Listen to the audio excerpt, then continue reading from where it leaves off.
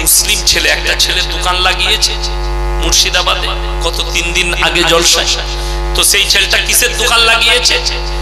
খেলনা ফেলনা বাচ্চাদের বেচছে, তার সঙ্গে এক গাদা পুতুল বিক্রি করছে। পুতুল বুঝেন তো? ডল, পুতুল। কোন মুসলমান ছেলে দেখবেন কাপড়ের বাঘ, ভালুক ইত্যাদি তৈরি হয় না, ওইগুলো বিক্রি করছে। ওই ছেলেটা আমার সাথে মুলাকাত করতে এলো, বলে হুজুর আমার জন্য দোয়া করবেন। আমরা দোয়া কি করে কাজে লাগবে? কেন? আমি বলি তুমি তো ইব্রাহিম নবীর বাপের থেকেও খারাপ পাপ করছো। বলে কেন হুজুর? আমি তুমি পুতুল বিক্রি করছো। বলে চলবে না। আমি বলি ইব্রাহিম নবীর বাপের 3টে কাজ ছিল, মূর্তি তৈরি করা, মূর্তি বিক্রি করা, তার উপাসনা করা। তার মধ্যে একটা কাজ তুমি করছো, ওগুলো বিক্রি করছো। বলছে হুজুর ওগুলো তো ডল। ডল নয়, ওগুলো মূর্তি, আকৃতি তৈরি করেছে। যে বাড়িতে জান্দারের ফটো থাকবে কিংবা মূর্তি থাকবে, রহমতের ফেরেশতা সেই বাড়িতে প্রবেশ করবে না। এই পুতুল বিক্রি যারা করবে তার ইনকামটা হারাম। যারা প্রাণীর ডল বিক্রি করবে, বাঘের, আপনার ভালুকের, বাঁদরের, এই যে ডলগুলো হয়, এগুলো যে দোকানদার বিক্রি করবে, ওই বিক্রির টাকাটা বিক্রি করাটাও গুনাহ, এবং গুনাহ যখন তার টাকাটাও হারাম। এটা মাথায় রাখবেন, বিক্রি করা যাবে না, ইসলামে নিষেধ আছে। ইব্রাহিম নবী তো নিজের বাপকে দাওয়াত দিয়েছে এটার কারণে। কোরআনে আছে সূরা মারইয়ামে, ইস ক্বালা লিআবিহি ইয়া আবাতি লিমা তা'বুদু মা লা ইয়াসমাউ ওয়া লা ইউবসিরু ওয়া লা ইউগনি আনকা শাইয়্যা। হে আমার আব্বা জান, আপনি কাদের উপাসনা করছেন? যারা হাত পা নাড়তে পারে না, কথা বলতে পারে না, যাদের নিজস্ব কোনো ক্ষমতা নেই, তাদের কিচ্ছু নেই, আপনি তাদের উপাসনা করছেন। এটা তো শয়তানের রাস্তা। আপনি আমার আল্লাহকে বিশ্বাস করুন, আমাকে বিশ্বাস করুন। আজকে দেখুন অবাক লাগে, আপনারা তো অনেক দূরের কথা, আমাদের মতো বক্তা, আমাদের মতো টুপিদারিওয়ালা অনেক মৌলবি, নামের আগে মুফতি লাগানো আছে, নামের শেষে অমুক লাগানো আছে, তার শেষে অমুক পদ লাগানো আছে। এই পদের মানুষ আমি দেখিয়ে দেবো। গত কয়েকদিন আগে দীপাবলির উৎসব হয়ে গেল হিন্দু ভাইদের, সেখানে দেখছি তিনি গেছেন তাদের দীপাবলির স্টেজে, আর গিয়ে বলছেন যে তোমরা মায়ের আশীর্বাদ নেবে, মায়ের আশীর্বাদ নাও, মা সবাইকে আশীর্বাদ করুক, আপনারা আশীর্বাদ নিয়ে যাবেন মায়ের। আমি বললাম এই মৌলবি তোর ঈমান হারা হয়ে গেছে। আর একটা বক্তাকে দেখলাম মুর্শিদাবাদে, স্টেজে গান চলছে, ডান্স চলছে, উনি হাত উঠিয়ে নায়িকার পাশে দাঁড়িয়ে আছে। হাই হাই হাই হাই, সমাজ কোথায় গেলাম? কেন এটা? আপনারা কি মনে করছেন আমাকে এমনি দেখছেন? আমাকেও থানাতে মিটিং এ ডাকা হয়, এলাকায় আমাকেও ডাকা হয়, কিন্তু কারোর বাপের ক্ষমতা নাই ইয়াসিন সাহেবকে বলে দিবে যে আমাদের দীপাবলির উৎসব আছে, আসুন। আমার উত্তর একটাই হবে, আমার আল্লাহর কাছে যতগুলো পাপ আছে, নিকৃষ্ট পাপ হচ্ছে শিরকের পাপ। আল্লাহ ব্যতীত কেউ কি বিশ্বাস করা, ইমানদারির সঙ্গে। শুধু এরা নয়, মুশরিক কিভাবে হয়েছে বলে দিই। যেমন অনেক মুসলমান একটা শব্দ বার করেছে, আমরা মৌলবীরা হাইরান, আরে মৌলবীরাও ফেসে গেছে এই শব্দে। এই মৌলবী কটাকে জিজ্ঞেস করুন যারা ওইসব অনুষ্ঠানে গেছে, যারা পুজোর অনুষ্ঠানে গেছে। এক হারামখোর মিডিয়াওয়ালা, মেয়ে ছেলে মিডিয়া, আমি তার নাম উচ্চারণ করবো না, কলকাতা, আমার একটা বায়ানকে কাটিং করে হিন্দু মুসলিমের বিভেদ লাগাতে চেয়েছে। কি বলেছে দেখুন, এই ইয়াসিন বক্তা কিভাবে সম্প্রীতি নষ্ট করছে। একটা কলকাতার আর কি ইউটিউবার মিডিয়া, সে আমার নাম নিয়ে বলেছে এ সম্প্রীতি নষ্ট করছে হিন্দু মুসলিমের। যদি সম্প্রীতি এইটা হয় যে ধর্ম যার যার উৎসব সমান, মুসলমানরা পুজোতে যাবে, অনুষ্ঠানে যাবে, সেই হারামখোর থেকে বলতে চাই, যদি বাপের বেটা হও, কুরবানির দিন আমি 2টো ষাঁড় জবাই করব, সবাইকে আমার ঘরে দাওয়াত দাও, আমি নিজে রান্না করে খাওয়াবো, দেয়া যাবে? দেয়া যাবে? কথা বলে না এরা, দেয়া যাবে না। তাইলে এইটা যদি আপনার অপরাধ হয়, যে কোনো আমাদেরকে থানায় ডাকা হয়, প্রত্যেকটা থানায় ইমামদিকে ডাকা হয়। কেন ডাকা হয়? এই জন্য ডাকা হয়, আপনারা গিয়ে বার্তা দিবেন, খুতবা দিবেন, মসজিদে ঈদগায় খুতবা দিয়ে বলে দিবেন তোমরা কুরবানিতে যখন পশু জবাহ করবে একটু আড়াল করে নেবে, একটু লুকিয়ে করবে। কেন? ইসলাম কেউ কি করতে শেখায়নি? কষ্ট দিতে শেখায়নি। আল্লাহ নবী সাল্লাল্লাহু আলাইহি ওয়াসাল্লাম বললেন তোমরা দেখো না, সম্প্রীতি শুনেলেন, ধর্ম যার যার, উৎসব সবার, না এটা শরীয়তি ভাষা, না এটা ইসলামী, এটা কোরআন বিরোধী ভাষা, আল্লাহ বিরোধী ভাষা, রাসূল বিরোধী ভাষা, কোরআন হাদিস বিরোধী ভাষা।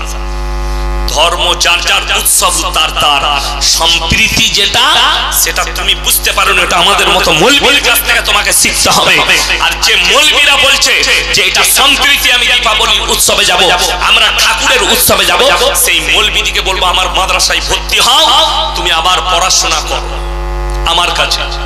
হাদিসটা আরেকবার পড়ো, কোরআনটা একবার পড়ো, ভালো করে শিরকের চ্যাপ্টারটা পড়ো, তবে তোমার বুঝে আসবে, নাহলে বুঝে আসবে না। সম্প্রীতি হচ্ছে নবীজি বললেন, তোমরা দেখো না তোমার বাড়ির পাশে কে বসবাস করছে, সে হিন্দু হোক, সে দলিত হোক, সে আদিবাসী হোক, সে খ্রিস্টান হোক, ক্ষুধার্ত হলে খাবার দাও, বস্ত্রহীন হলে বস্ত্র দাও, বিপদে পড়লে পাশে দাঁড়াও, এইটার নাম সম্প্রীতি। তার মানে এটা নয় যে তার ঠাকুরের উৎসব হবে আর তুমি যাবে। তোমার আল্লাহর কাছে পৃথিবীতে যতগুলো নিকৃষ্ট পাপ আছে, শিরকের পাপ। এখন দুঃখটা কোথায়, বেদনাটা কোথায়? ইমানদারির সঙ্গে বলুন, আমি ইয়াসিন এখন বেঁচে আছি না নাই? কথা বলছি যখন বেঁচে আছি, আমার মধ্যে জান আছে। এখন শেখ যদি আমাকে বলে ইয়াসিন ভাই আমাকে 100 টাকা দাও, পকেট থেকে বার করে দিতে পারবো না? পারবো না? কথা বলেন, পারবো। আচ্ছা আমি যদি মরে যাই, চাইলে পারবো? একটা মানুষ মরে যাও মানে ক্ষমতা শেষ হয়ে গেল, আর আমার দিবার ক্ষমতা নাই। আশ্চর্য লাগে আমাদের দেশের কিছু মানুষকে দেখে, যে ইয়াসিন এইটা বুঝতে পেরেছেন, ইয়াসিন যখন মারা গেছে ইনি আর কিছুই দিতে পারবেন না, তাইলে আমার কবরে গিয়ে কি করে ভালো মন্দ চাইবে? আমি গোদা বাংলায় বলছি, কথাটা বুঝাতে পারলাম না? পারলাম না? গোদা বাংলায় বড় আশ্চর্যের বিষয়। আমি হুগলি ডিস্ট্রিক্টে এক জায়গায় জলসা করতে গেছি, আমার বর্ধমানের সঙ্গে সেটা আছে 10 ঘোড়া বলে না জায়গায়, তারকেশ্বরের কাছে, তো ওই ফুরফুরার কাছাকাছি। তো আমার যে স্টেজ, এর থেকেও দামি স্টেজ, ঝাড়বাতি ফাড়বাতি, আর প্যান্ডেলে স্টেজের পাশে একটা বিরাট গাছ, গাছটা কি বোঝা যাচ্ছে না, উপরে চলে গেছে, চারিদিকে প্যান্ডেল, গাছের গুড়াতে একটা ট্যানা ল্যাপটানো আছে, তার নিচেই মাটির ঘোড়া রাখা আছে, আগরবাতি, মোমবাতি, ধূপবাতি ইত্যাদি ইত্যাদি আছে। আমি স্টেজে গিয়ে দেখলাম, আল্লাহ এখানটা দারুণ জায়গা। আমি বললাম, বাবা আপনারা হুগলি ডিস্ট্রিক্টের মানুষ খুব ভালো গো। একজন বলছে, হুজুর কেন? আমি বললাম, তোমরা এখানে জলসা করছো, হিন্দু ভাইরা এখানে পুজো পাঠ করে, তো তোমাদের মধ্যে মহাব্বত ভালো। বলছে, হুজুর ওটা আমাদের নয়, ওটা ওদের নয়। আমি কার? বলছে, ওটা আমাদেরই, ওখানে বুড়ো পীর সাহেব আছে, যা পুজো করো। ইমানদারির সঙ্গে বলুন, এই মুসলমান কোটায় এদিকে জিজ্ঞেস করুন, এরা বলছে ঠাকুরের সামনে সিজদা করা যাবে না। আমি ফতোয়া বার করে দেবো অনেকগুলো হুজুরের, পীর আছে নামে, আল্লামা আছে নামে, আগে তারা ফতোয়া দিচ্ছে যে ঠাকুরের উৎসবে যে গেছে সে কাফের হয়ে গেছে, সে জাহান্নামের কুকুর হয়ে গেছে। তাহলে বলো, যারা গাছতলায় সিজদা করছে মাটির ঘোড়া রেখে, এটা যদি কোনো বাপের বেটা পৃথিবীর মৌলবি যদি হালাল প্রমাণ করাতে পারে, আমি আর সমাজের মুখে আমি আর উত্তর দিনাজপুরে আসবো না ইনশাআল্লাহ। যতগুলো দাওয়াত আছে ক্যান্সেল করে দেবো, নিয়ে আসুন, আমি স্টেজে আছি, কেউ আপনাকে বাধা দিবে না। আপনি খালি কোরআন রাখা আছে, হাদিসের কিতাব মাদ্রাসায় আছে, নিয়ে আসবো, আপনি খুলে দেখিয়ে দিবেন যে না, গাছতলায় ঘোড়া রেখে সিজদা করা যাবে। আজকে ইসলামটাকে মাজাক বানিয়ে রেখে দিয়েছে আমাদের সমাজের কিছু মুসলমান মৌলবি হুজুররা, মাজাক বানিয়ে দিয়েছে। অবাক লাগে। এখানে হাদিসের কেউ আছে? ওই আপনি আছেন, আর আপনি ওই তো পাশেই আছে। মক্কা থেকে মদিনা 470 কিলোমিটার রাস্তা, তাই তো? এনারা সাক্ষী আছে, আপনারা শুনে যান। কালকে যখন এই বায়ানটা ছাড়বে না, 3 দিন পর্যন্ত খালি উত্তর দিনাজপুরের গাল যাবে আমার কাছে ফোনে। তবে আল্লাহর রহমত, আমাকে যারা গালি দেয় তারও ফোন তুলি, আর যে আমাকে দোয়া দেয় তারও ফোন তুলি। আমি কিন্তু অন্য কারোর মতো লয় যে ফোন সুইচ অফ করে দেবো আর ইয়াসিনকে পাবেন। আমি অত কাঁচা জিনিস লয়। আমি জানি আমাকে গালি দিলে আমারই গুনাহগুলো নষ্ট হবে, আর আমি নেকি পাবো। আমাকে গালি দাও, মা বোন তুলে যত পারবে গালি দাও। জিজ্ঞেস করুন হাজী সাহেবকে, মক্কা থেকে মদিনা 470 কিলোমিটার রাস্তা, কটা মাজার পেলেন? মাজার দেখতে পেলেন? একটা দেখতে পারবেন। আমার বাড়ি থেকে আপনাদের এখানে 400 কিলোমিটার রাস্তা, 400,000-এর বেশি মাল আছে। অবাক লাগে। জান্নাতুল বাকিতে ইমানদারির সঙ্গে বলবেন, আল্লাহর নবী সাহাবীদের থেকে পৃথিবীর কোন ওলি দামি হতে পারে? কোন মৌলবি দামি হতে পারে? পারে না। কিন্তু বড় কষ্টের বিষয়, একটা সাহাবীর জান্নাতুল বাকিতে মাজার নাই। শুধু তাই নয়, আমি তো এখনো দেখিনি, শুধু কিতাবে পড়েছি, উহুদের প্রান্তরে 70 জন সাহাবী যারা শহীদ হয়েছিল তাদের কবরটা লোহার ব্যারিকেড দিয়ে ঘেরা আছে। সেখানে যে সে শুয়ে নেই। আল্লাহ রাসূল সাল্লাল্লাহু আলাইহি সাল্লামের চাচা যান হযরত আমির হামজা রাদিয়াল্লাহু তাআলা আনহু শুয়ে আছেন যুদ্ধের ময়দানে, যার বুকটাকে চিড়ে কলিজা ঠট্টা গলা সমেত চিড়ে বার করে চিবিয়ে খেয়েছিল, তার নাম হিন্দা। আল্লাহ তাকেও ঈমান দান করেছিলেন। বড় কষ্ট লাগে, এই 70 জন সাহাবীর একটাও মাজার নাই। দুঃখ লাগে। ভারত, বাংলাদেশ আর পাকিস্তান, এই দেশগুলো হচ্ছে মাজারের ব্যবসার জায়গা। আমাদের দেশে জিজ্ঞেস করব, আচ্ছা বলুন, কবরে যদি চাদর চড়ানো জায়েজ হতো, ইনাদিকে জিজ্ঞেস করুন, আল্লাহ নবীর কবরে কটা চাদর চড়িয়েছিল? ঝাঁটা জুতো মারবে চাদর নিয়ে গেলে। কি মারবে বললাম? ঝাঁটা জুতো। ওইখানে যে মিলিটারিরা আছে না, তোমার পেটে লাত মেরে মুখ দিয়ে ভাত বার করে দিবে। চলো হাঁটো এখান থেকে। ওটা তো দূরের কথা, কেউ যদি খালি আল্লাহ নবীর কবরের কাছে গিয়ে খালি যদি এইরকম করে, হাতগুলো বেরিয়ে ভেঙে দিবে। ঠিক বলেছি? বেরিয়ে ভেঙে দিবে। কবর জিয়ারত করতে পারো, কিন্তু ওখানে হাত তোলা যাবে না। বড় কষ্ট লাগে। কবরে চাদর চড়ানো জায়েজ হলে আল্লাহর রাসূলের কবরটা আসমান পর্যন্ত হিরে মতি মুক্ত চাদরে ঢেকে যাবে। তোমার মতো ট্যানার চাদর নয়। দেশে এসে চায়ের দোকানে গল্প করছে, আমি না খাজা বাবার মাজারে একটা চাদর চড়িয়ে এলাম। হারামখোর, খাজা বাবাকে ঠান্ডা লাগেনি। তোর পাশের গরিব যারা আছে, ওই 5000 টাকার যদি 100টা করে 50টা চাদর কিনতিস গায়ের, আর শীতকালে গরিব দিকে দিতিস, আমার আল্লাহ রাজি হয়ে যেত, আর তোর গুনাহটাও ক্ষমা হয়ে যেত। বড় কষ্ট লাগে, অবাক লাগে। চাদর দিচ্ছে। আমি হায়দ্রাবাদে 2 বার জলসা করেছি। জলসা শেষ করলাম রাত 1টায় এক জায়গায়। তারপরে আমার হুগলি ডিস্ট্রিক্টের এক ভাই তারকেশ্বরের কাছে খুব ভক্ত, সে বললেন, মলি সাহেব আপনি আমার সাথে চলুন, আমার ফ্ল্যাটে থাকবেন আর আমি আপনাকে ছাড়তে যাবো। আমি বললাম, ভাই আজকে রাত্রে ঘুমাবো না, আমি ও প্লেনে ঘুমিয়ে নেবো, আর কাছে জলসা আছে, ঘুমিয়ে দেবো, চল চল। বলে তাহলে চলুন। গাড়ি নিয়ে বেরোলাম ঘুরতে। প্রথমে অনেক জায়গা ঘুরলাম, চারমিনারে গেলাম, তারপরে এক জায়গায় আইসক্রিম খেলাম, লাস্টে ফজরের নামাজটা পড়লাম। ওখানে একটা ওই মসজিদের কাছে গোল মসজিদ আছে, ওই বড় মসজিদটার কাছে আমি ওই গোল মসজিদে ফজরের নামাজটা পড়লাম। পড়ার পরে পিস্তা হাউস, চা বিখ্যাত, কোনোদিন হায়দ্রাবাদ গেলে পিস্তা হাউসে চা খাবে। আমি একটা খেলাম, ভালো লাগলাম না, আরো একটা দাও। 2টো চা খেলাম, বেরিয়ে গেলাম। সকাল হয়ে গেছে। একটু পাহাড়ি অঞ্চল আমাকে নিয়ে গেল, ফ্লাইটের দেরি আছে বলে। তো 4-5 জন আমার সাথে, ওর সঙ্গে আরো 2 জন ছিল। আমাকে একজন বলছে যে হুজুর একটা কথা জিজ্ঞেস করবো। করো। কি হয়েছে? বলছে এখানে লোক মারা গেলে কবরের ওপরে ফুলের চাদর দেয়। আমি বললাম কারণ? বলছে এখানকার হুজুররা বলছে যতদিন পর্যন্ত ফুলটা না শুকাবে ততদিন কবরের আযাব হবে না। আমি তাহলে ভালো সিস্টেম তো, ওই মালটা শুকবার আগে আর একটা ভিজে মাল চাপিয়ে দিবি, তাহলে জীবনে আযাব হবে না। একটার পর একটা খালি চাপিয়ে শুকুতে দিবি। এর থেকে বড় দুর্নীতিবাদ কথা আর কিছু হতে পারে? একদম হাদিস বিরোধী, রাসূল বিরোধী কথা। নাউজুবিল্লাহ। কে বুঝাবে কাকে? বড় কষ্ট লাগে। আপনি বলুন, আমাদের দেশের যে মাজারগুলো আছে সেগুলোতে হিন্দু ভাইরা যায় না? যায়। কথা বলে না? যায়। তারা কি পাক পবিত্রতা বুঝে? তারা কি ফরজ গোসল জানে? জানে না।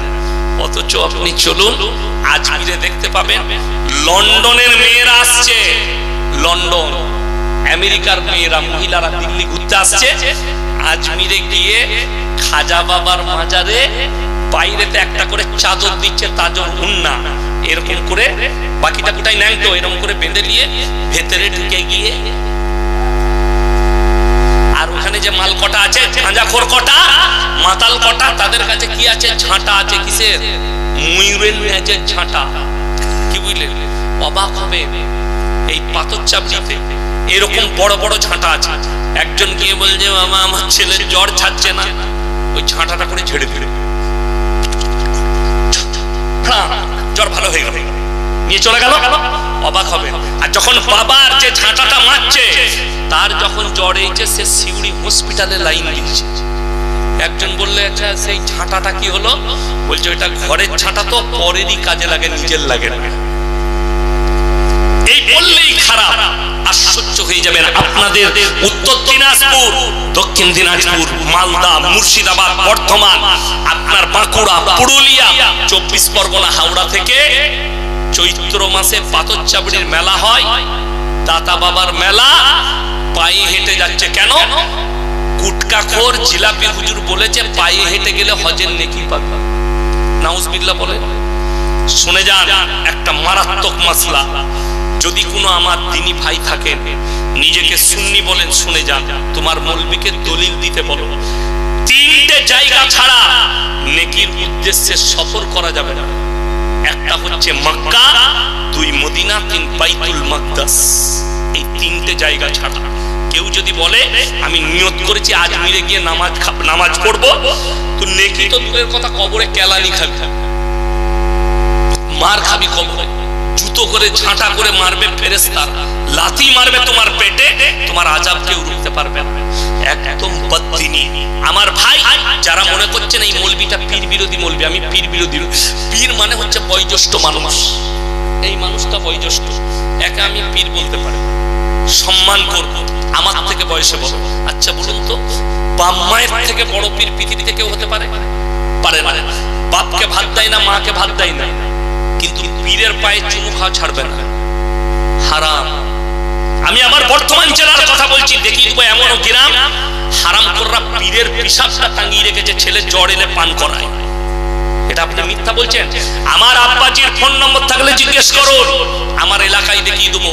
পীর সাহেবের ঘরে কুকুর ছিল, পীর সাহেব মারা গেছে, পীর সাহেবের মাজার হয়েছে, পীর সাহেবের ঘরের কুকুরটা মারা গেছে, তারও মাজার হয়েছে, তারও ওরস হয় বছরে একদিন। নাউজুবিল্লাহ বলে, নাউজুবিল্লাহ বলে, অবাক লাগবে। তাহলে আপনি কাকে গালি দিচ্ছেন? এইগুলো তো সবই শিরকের জায়গায়, শিরকের জায়গা। আল্লাহ ব্যতীত ভালো মন্দের মালিক পৃথিবীতে বলুন কেউ আছে? নাই।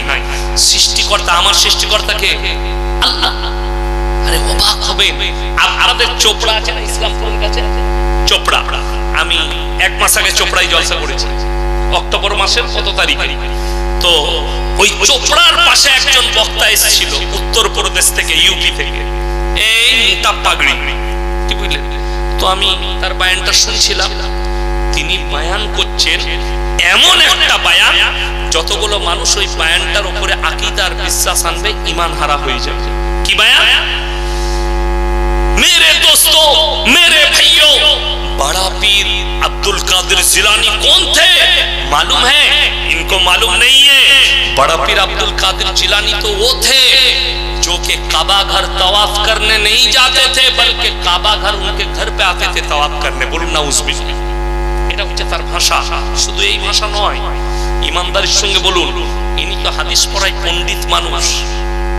ইনাকে আমি চ্যালেঞ্জ দিলাম, একটা যদি হাদিস বার করতে পারে, জাল হাদিস যদি কেউ বার করে আনতে পারে, যে নবীজি সাল্লাল্লাহু আলাইহি সাল্লাম বকরির মাংস খেয়েছে না খায়নি? শেখ বকরির মাংস খেয়েছে, উটের মাংস খেয়েছে, দুম্বার মাংস খেয়েছে। আচ্ছা এরকম হাদিস আছে শেখ যে উটটাকে জীবিত করে দিয়েছে নবী? নাই। কিন্তু শুনেলেন সিন্নিখোরের বয়ান, শুনেন গুটকাখোরের। ভাইয়েরা আমার, মায়েরা, বোনেরা, বড় পীর আব্দুল কাদের জিলানী দস্তরখানে দেশি মুরগি দিয়ে ভাত খাচ্ছেন। আমাদের আজকে দেশি মুরগি দিয়েছে খেতে, আমিও খেলাম দেশি মুরগি, কি বুঝলেন? দেশি মুরগি দিয়ে ভাত খাচ্ছেন, হাড্ডিগুলো একদিকে রাখছেন। আচ্ছা আমরা খাবার সময় হাড্ডিগুলো এরকম ছুটছিলাম? আমি তো দস্তরখানি রেখেছি, জায়গাটা দিয়েছে সেখানে রেখেছি জড়ো করে। তো কি করছে? বলছে এক জায়গায় জড়ো করে রাখছেন। তেনার মুরিদ জিজ্ঞেস করলে, বাবা আপনি এই হাড্ডিগুলো এইভাবে জড়ো করে রাখছেন কেন? বড় পীর উত্তর দিলেন, এই মুরগিটাকে আমি খাওয়ার পরে আবার জীবিত করে দেব। যা বুঝে করবা, কোথায় লেখা আছে নিজেও জানে। এটা ইসলাম বিরোধী কথা, রাসূল বিরোধী কথা। শুধু তাই নয়, বক্তব্য হচ্ছে চোপড়ায় বক্তব্য দিচ্ছে। কি বক্তব্য? মেরে দোস্তों, एक वक्त था फजर के नमाज के वक्त है और फजर की नमाज के वक्त में मस्जिद में भीड़ से पूरा भर चुका है, पूरा मस्जिद भर चुका है, बाहर आदमी खड़े हो गए और उसका इमामत कौन कर रहा था? बड़ा पीर अब्दुल कादिर जिलानी। और जब इमामत किया और जब सलाम कर दिए उसके बाद बड़ा पीर ने ऐलान किया, जो लोग हमारे पीछे फजर के नमाज पढ़ दिया सबको अल्लाह जन्नती बना देंगे। नाउज़ुबिल्लाह बोले। নবীজি পেছনে সাহাবীরা নামাজ পড়েছেন না পড়েন? আল্লাহ নবীর একটা হাদিস দেখিয়ে দেখ যে নবীজি বলেছেন আমার পেছনে যারা নামাজ পড়েছো তারা সবাই জান্নাতি। তাহলে তো মুনাফিক জান্নাতে চলে যাবে। নবীর পেছনে মুনাফিকরা নামাজ পড়েছে, বেঈমান কাফেররাও লুকিয়ে নামাজ পড়েছে নবীজির পেছনে। যারা মুনাফিক ছিল সূরা মুনাফিকুন অবতীর্ণ হয়েছে, নবীকে এসে বলতো আপনি আল্লাহর রাসূল। আল্লাহ উত্তর দিলেন, হে নবী এরা মুনাফিক। যারা আপনার সামনে বলছে আমরা বিশ্বাস করি আপনি আল্লাহর রাসূল, তারা এটা বিশ্বাস করে মন থেকে করে না, তারা হচ্ছে মুনাফিক। তারা পেছনে গিয়ে আরেক কথা বলে। এটা কোরআন আল্লাহ অবতীর্ণ করেছেন নবীজির উপরে, তাহলে তারা জান্নাতে যাবে। নবীজি এরকম তো এলান করেননি যে আমার পেছনে যারা নামাজ পড়লে সবাই জান্নাতি। আশ্চর্যের বিষয় আজকের দিনে আব্দুল কাদের জিলানী রাহমাতুল্লাহ আলাইহি জীবিত থাকলে এদেরকে কাফের ফতোয়া দিত, এদিকে বাতিল বলে ফতোয়া দিত। তার নামে এত মিথ্যাচার হয়েছে, এত মিথ্যাচার করছে, অবাক হয়ে যাবে। শুধু এটা নয়, বড় পীর আব্দুল কাদের জিলানীর নাম কেউ যদি বাবা বিনা উজুতে নিয়ে নাই গায়ের লোমগুলো উঠে যাবে, যা বুঝে করে। আচ্ছা আল্লাহর বেশি পাওয়ার না বড় পীরের? আল্লাহ আব্দুল কাদের জিলানীর থেকে নবীজির পাওয়ার বেশি না কম? মর্যাদা কার বেশি? আল্লাহর নবী। আচ্ছা সবাই একবার আমার সঙ্গে বলুন আল্লাহু আকবার। আচ্ছা সবারই উজু আছে? আমার তো নাই। উজু আছে? আপনার আছে? আমার নাই, শাকের নেই। আপনাদের সবারই আছে না নাই? বলি অনেক জোনার নাই। ইমানদারির সঙ্গে বলুন, হাত দিয়ে দেখুন তো কার কার লোমগুলো উঠে গেল। বিনা উজুতে আল্লাহর নাম নেওয়া যাবে, আর বড় পীর আব্দুল কাদের জিলানীর নাম নিলে গায়ের লোম উঠে যাবে? যদি আব্দুল কাদের জিলানীর নাম নিলে গায়ের লোম উঠে যায়, তাহলে তো আল্লাহর নাম নিলে বিনা উজুতে চামড়া উঠে যাওয়া দরকার ছিল। কথাটা বুঝতে পারেননি? তিনি তো সৃষ্টিকর্তা। এটা কে বুঝাবে? অনেক অমুসলিম ভাই এটা নিয়ে টোল করছে যে দেখো এদের ধর্মটা গল্পেতে ভরা। আজকে আশ্চর্য হয়ে যাবে, ইসলামে গান বাজনা হারাম না হালাল? কথা বলে হারাম। আমি আপনাকে উত্তর দিনাজপুরে দেখাবো, দক্ষিণ দিনাজপুরে দেখাবো, মুর্শিদাবাদে দেখাবো, কালিয়াচকে দেখাবো, আপনার যতগুলো জেলায় যাবেন দেখাবো।